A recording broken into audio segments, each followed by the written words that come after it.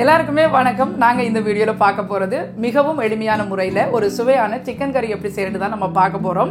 இந்த சிக்கன் கறி செய்யறதுக்கு என்னென்ன பொருட்கள் எந்தெந்த அளவுகள்ல தேவை எப்படி செய்யறதுன்னு தான் நம்ம பார்க்க போறோம். வாங்க வீடியோக்குள்ள போகலாம். இன்றைக்கு இந்த சிக்கன் கறி செய்யறதுக்கு 1 கிலோ ஃப்ரீ ரேஞ்ச் சிக்கன் வாங்கி நல்லா சுத்தம் செய்து கழுவி வச்சிருக்கிறேன். இப்போ இதுக்கு முதல்ல வந்து நாங்கள் சேர்க்குற இப்போ இதுக்கு நாங்கள் என்னென்ன தூள்கள் எல்லாம் சேர்க்க போகிறோமோ உப்பு சேர்க்க போகிறோமோ அதை இதிலேயே போட்டு நம்ம பிரட்டிட்டு வச்சிடலாம் கொஞ்சம் நேரம். இதுக்கு மஞ்சள் தூள் ஒரு 3/4 டீஸ்பூன் அளவுக்கு சேர்த்துக்கோங்க. உப்பு வந்து 1.5 டீஸ்பூன் சேர்த்துக்கோங்க. இப்போ பார்த்து போட்டுக்கலாம். அதோட வந்து ஸ்ரீலங்கன் கறி பவுடர் இதில் வந்து 2.5 மேசக்கரண்டி அளவுக்கு நான் எடுத்துருக்கிறேன். தலை தட்டி எடுத்துக்கோங்க. ஃபுல்லாக எடுக்கலை, தலை தட்டி எடுத்துக்கிறேன். அதோட வந்து இதில் ஒரு டீஸ்பூன் அளவுக்கு இஞ்சி பூண்டு விழுது சேர்த்துக்கோங்க. இப்போ சேர்க்க வேண்டிய பொருளெல்லாம் சேர்த்தாச்சு. இப்போ கையை வச்சு நல்லா சேர்த்து விட்டுடலாம். அப்போ தான் வந்து இந்த இறைச்சியில் வந்து பிரண்டு இருக்கும். இது போல் நல்லா பிரட்டினதுக்கு பிறகு இப்போ மூடி போட்டுட்டு ஒரு ஓரமாக எடுத்து வச்சிடலாம். அடுத்து சிக்கன் கறிக்கு தாளிக்கிறதுக்கு ஒரு பாத்திரம் அடுப்பில் வச்சுக்கோங்க. நான் இன்றைக்கி மண் சட்டி தான் எடுத்துருக்கிறேன். இந்த மாதிரி கறியில் வந்து மண் சட்டியில் செய்யும்போது கறி வந்து சுவையாக இருக்கும். கறி தாளிக்கிறதுக்கு நான் வந்து 3 டேபிள் ஸ்பூன் அளவுக்கு தேங்காய் எண்ணெய் எடுத்துருக்கிறேன். தேங்காய் எண்ணெய் அல்லது நல்லெண்ணெய் நீங்கள் சேர்த்து செய்தீங்கன்னா கறி நல்லாயிருக்கும். எண்ணெய் சூடானதும் 1 டீஸ்பூன் பெருஞ்சீரகம், 1 டீஸ்பூன் கடுகு சேர்த்துக்கோங்க. இந்த பெருஞ்சீரகம் கடுகெல்லாம் கொஞ்சம் நேரம் வெடிக்கட்டும். இப்போ பாருங்க, போட்ட சீரகம் கடுகெல்லாம் வெடிக்குது. இப்போ இந்த டைமில் வந்து நாம் வந்து ஒரு 4 பூண்டு, அதாவது இது போல் சின்னதாக வெட்டி எடுத்துக்கோங்க. பெரிய பூண்டாக இருந்தால் 4, இல்லைன்னு சொன்னால் ஒரு 6-7 எடுத்துக்கோங்க. சின்ன பூண்டாக இருந்தால் ஒரு கொத்து கருவேப்பிலை, 2 பச்சை மிளகாய், ஒரு 150 கிராம் பெரிய வெங்காயம். இதுக்கு வந்து சின்ன வெங்காயம் சேர்த்திங்கன்னா இன்னும் நல்லா இருக்கும். என்கிட்ட வந்து சின்ன வெங்காயத்தை விட இது பெருசு தான் இருக்குது, அதுதான் நான் சேர்த்துக்கிறேன். சேர்த்துட்டு இந்த வெங்காயம் நம்ம போட்ட தாளினெல்லாம் நல்லா ஒரு பொன்னிறமான பதம் வரும் வரைக்கும் இதை வந்து நல்லா வதக்கிக்கோங்க.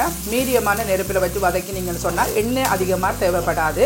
இப்போ நீங்கள் எண்ணெயை இந்த அடுப்பை கூட்டி விட்டீங்கன்னு சொன்னால் சீக்கிரமாக வந்து எண்ணெயை இழுத்து பொரிய முடியும். மற்றபடி உங்களுக்கு வந்து அந்த எண்ணெய் காடாமல் பெரிய பார்க்கும்.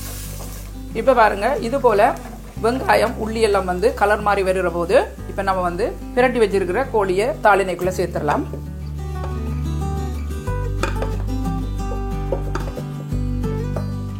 சேர்த்துட்டு இதை நல்லா கலந்து விட்டுக்கோங்க. இது போல் சிக்கன் போட்டு ஒரு 2-3 நிமிஷம் இந்த எண்ணெயிலேயே இப்படியே பிரட்டி விட்டுக்கோங்க. அப்போ தான் இந்த சிக்கன் வந்து இந்த எண்ணெயிலேயே பிரண்டு பொரியும். இது போல் நம்ம பிரட்டி விட்ட பிறகு தண்ணி எதுவும் விடக்கூடாது. இப்போ ஒரு 3 நிமிஷம் மூடி போட்டுட்டு அந்த சிக்கனில் இருக்கிற தண்ணி எல்லாம் வெளியேற வரைக்கும் நம்ம கொஞ்சம் நேரம் வெயிட் பண்ணலாம். இப்போ 3 நிமிஷத்துக்கு பிறகு கறியை திறந்துட்டு நல்லா கலந்து விட்டுக்கோங்க. இங்கே பாருங்கள், கறி வந்து நல்ல ஈரப்பட்டாக வந்துட்டு இப்போ இந்த டைமில் வந்து நம்ம ஒரு 2 நல்ல பழுத்த தக்காளி பழம், அதோட வந்து ஒரு 1.5 கப்பு தேங்காய் பால், ரொம்ப இறுக்கமான பால் இல்லை, அளவான தண்ணி பால் தான் விட்டுட்டு இதுக்கு இன்னும் கொஞ்சம் தண்ணி விட்டுவோம். 1 கிளாஸ் தண்ணியில் அரைவாசியை விட்டுட்டு வைக்கிறேன். விட்டுட்டு இப்போ வந்து மறுபடியும் மூடி போட்டுட்டு ஒரு 10 நிமிஷம் சிக்கன் நல்லா கொதித்து வேகட்டும். இப்போ வந்து இதுக்கு ஒரு மசாலா பவுடர் ரெடி பண்ணிடலாம். அதுக்கு வந்து 1.5 மேசக்கரண்டி அளவுக்கு பெருஞ்சீரகம், 2 சின்ன பட்டைத்துண்டு, 3 ஏலக்காய், 3 கிராம்பு போட்டு நல்ல மீடியமான நெருப்பு, அதாவது மீடியத்தை விட குறைவான நெருப்பில் வச்சு நல்லா வந்து வாசனை வரும் வரைக்கும் வறுத்து எடுத்துக்கோங்க.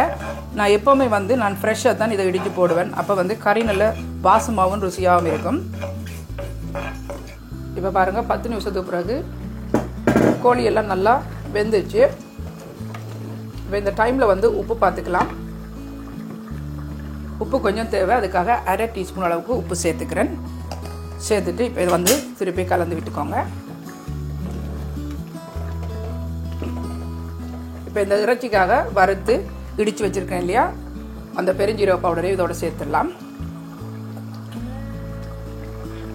இது போல் நல்லா இந்த மாதிரி வறுத்து உடனே இடித்து போட்டிங்கன்னு சொன்னால் வாசம் அவ்வளோ சூப்பராக இருக்கும். இதை வந்து நீங்கள் ஏற்கனவும் இடித்து போட்டு வைக்கலாம். ஆனால் நான் எப்போவுமே வந்து ஃப்ரெஷ்ஷாக தான் இடித்து வைப்பேன். இப்போ சூப்பராக இருக்குது. இன்னும் ஒரு 3 நிமிஷம் இந்த மாதிரியே இப்படியே திறந்தபடியே குழம்பு வந்து கொதிக்கட்டும். அதுக்கு கொஞ்சமாக கருவேப்பிலை சேர்த்துக்கிறேன் வாசனைக்காக. இப்போ திறந்து விட்டு 3 நிமிஷமாக கறி வந்து கொதிச்சுட்டு இப்போ வந்து நம்ம அடுப்பு அணைஞ்சிடலாம். இப்போ வந்து நம்முடைய சிக்கன் கறி ரெடி ஆகிட்டு அதுக்கு முதல் வந்து நீங்கள் பரிமாறதுக்கு முதல் ஒரு 5 நிமிஷம் வந்து மூடி போட்டுட்டு விட்டுருங்க. இப்போ கறி நிப்பாட்டி 5 நிமிஷம் ஆச்சு.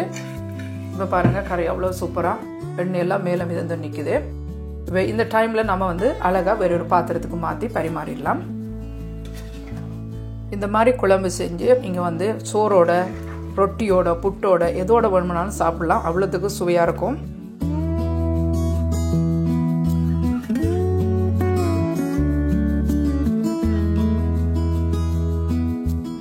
ஓகே நண்பர்களே, இலகுவான முறையில் யாழ்ப்பாணத்து ஸ்டைலில் எப்படி கோழி குழம்பு செய்யறேன்னு இந்த வீடியோவில் நம்ம பார்த்துருக்கிறோம். இதுக்கு முதல் கோழி இருதயத்தை வச்சு எப்படி கறி செய்யறன்ற செய்முறை நான் செய்து காட்டியிருக்கிறேன். அந்த செய்முறையை நீங்கள் பார்க்க விரும்பினா இந்த லிங்கினூடாக நீங்கள் போய் பார்த்து தெரிஞ்சு கொள்ளலாம். இந்த வீடியோ பார்த்ததற்கு நன்றி. மீண்டும் இது போன்ற இன்னும் ஒரு சமையல் குறிப்புடன் உங்களை சந்திக்கும் வரை உங்களிடமிருந்து விடைபெறுவது தனு. God bless you.